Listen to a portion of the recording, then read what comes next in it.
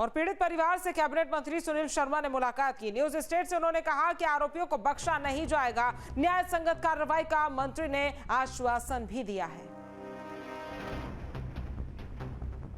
तो देखिए, पीड़ित परिवार से कैबिनेट मंत्री ने मुलाकात की और इस दौरान उन्होंने न्यूज स्टेट से कहा कि आरोपियों को बख्शा नहीं जाएगा और न्याय संगत कार्रवाई का मंत्री ने आश्वासन दिया है। शर्मा जी यहाँ पहुंचे हैं, तस्वीरें आप देख सकते हैं, उनसे भी बातचीत करेंगे। पीड़ित परिवार से दरअसल मिलने के लिए वो आए हैं। मंत्री जी, यहाँ पर आप आए हैं, जिस तरह से आज एनकाउंटर हुआ है, एक पीड़ित परिवार को इंसाफ में मिला है और मां भी संतुष्ट हैं, क्या कुछ कहेंगे? सरकार की जो जीरो टॉलरेंस की नीति दिखाई दी है। उत्तर प्रदेश में अपराधियों के लिए कोई स्थान नहीं है। जो अपराध करेगा उसको पुलिस से मुकाबला करना होगा। जो सरेंडर नहीं करेगा वो निश्चित रूप से इस अंजाम को भुगतेगा। मंत्री जी, आपसे ये भी सवाल है कि जो पीड़ित माँ है उनका ये कहना है जो और आरोपी हैं जिनको पकड़ा हुआ है उनका भी एनकाउंटर हो, साथ ही मुख्यमंत्री योगी आदित्यनाथ का जो बुलडोजर फेमस है वो एक्शन भी यहाँ देखने को मिले सभी लोगों पर जिन्होंने सूर्या को मारने में मदद की थी। देखिए, उत्तर प्रदेश सरकार कानून से कार्य करती है। कानून अपना काम करेगा। एक एक अपराधी को उसके की सज़ा मिलेगी, कानून सम्मत मिलेगी और किसी को बख्शा नहीं जाएगा। बिल्कुल, तो ये थे हमारे साथ कैबिनेट मंत्री यूपी सरकार सुनील शर्मा, जिन्होंने साफ तौर पर कहा कि किसी को बख्शा नहीं जाएगा और कानून सम्मत जो भी कार्रवाई होगी वो की जाएगी। वीडियो जर्नलिस्ट सौमित्र के साथ हिमांशु शर्मा, न्यूज स्टेट, खोड़ा। तो देखिए, सूर्या मर्डर केस में मुख्य आरोपी को ढेर कर दिया गया है। एक बार अगर आपको टाइमलाइन बताएं तो वो भी बता देते हैं। 28 मई का ये पूरा मामला है, जहां पर 3:30 बजे सूर्या पर चाकू से हमला किया गया था और हमारे असद का शव यहाँ लाया जाएगा पोस्टमार्टम के बाद। तब आपसी तनाव ना हो, यहाँ पर सब कुछ नॉर्मल रहे, उसके लिए आरएफ की टुकड़ी जो है उसको यहाँ बुलाया गया है। इसके अलावा पीएसी फोर्स, 3 थानों का फोर्स और 3 एसीपी यहाँ पर तैनात है। डीसीपी जो गाजियाबाद के धवल जायसवाल हैं वो मॉनिटर कर रहे हैं। अगर मैं तस्वीरें आपको दिखाऊं तो तस्वीरें दिखाना चाहूँगा घर की उनकी, जहां पर जय श्री राम के नारों की जो गूंज है वो लगातार गूंज रही है, क्योंकि लगातार जो हिंदू संगठन है वो यहां पर पहुंचे हुए हैं और पुलिस फोर्स का बड़ा डिप्लॉयमेंट यहां पर किया गया है। और ये आप तस्वीरें देख सकते हैं, जहाँ व्हाइट कलर का जो टेंट लग रहा है ये सूर्या के घर के बाहर है, वहीं पर उनकी माँ बैठी हुई हैं और तमाम हिंदू संगठन लगातार यहाँ पहुँच रहे हैं, जिन्होंने कल अपनी मांग रखी थी और साफ तौर पर कहा था कि असद का एनकाउंटर होना चाहिए, खून का बदला खून। अगर ऐसा नहीं होगा तो हाथों में हथियार वो खुद उठा लेंगे, लेकिन ऐसा हुआ नहीं। 24 घंटे का जो समय पुलिस को दिया गया था, उसी दौरान पुलिस ने असद को ढूंढ निकाला और मुठभेड़ में जी।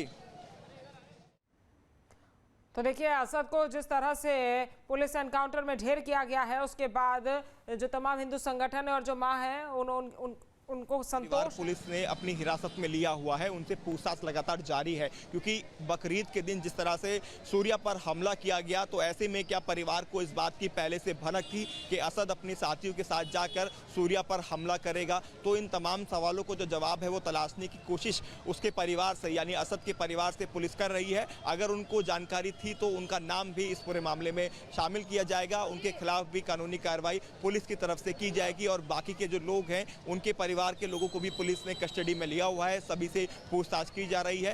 खोड़ा बाजार अगर हम बात करें पूरी तरह से बंद है, तो अब इसमें एक्शन आगे का क्या रहने वाला है, पुलिस किस तरफ से किस एंगल से आगे की जांच को बढ़ाएगी? तो देखिए, लगातार हमारे संवाददाता बता रहे हैं कि किस तरह से अब पुलिस हिरासत में जो तमाम और आरोपी हैं उनके साथ पूछताछ की जा रही है और जांच भी पुलिस की तरफ से की जा रही है। वहीं दूसरी तरफ जो तमाम लोग हैं हजारों की संख्या में वहां पर जुटे हुए हैं। ये उस दौरान की तस्वीर है और उसके बाद से ही असद यहां से फरार हो जाता है। इन 2 दिनों में वो कहां रहा, किसके साथ मिला, किसने उसे पनाह दी, इस बात की तलाश जो है वो पुलिस जरूर करेगी। सर्विलांस पर उसके फ़ोन को लगाकर उसकी लोकेशन को जरूर टेस्ट करने की कोशिश करेगी, किनके संपर्क में वो रहा, कौन उसको फंड करना चाह रहे थे, किसकी फंडिंग उनको मिल रही थी। क्योंकि डीसीपी धवल जायसवाल का ये बयान सामने आया था, उन्होंने बताया था कि वो पैसों के लिए यहाँ पर आ रहा था और इस बात का इनपुट जब पुलिस को मिला तभी उसकी घेराबंदी की गई और तभी एनकाउंटर में असद मुठभेड़ में घायल हुआ और उसके बाद में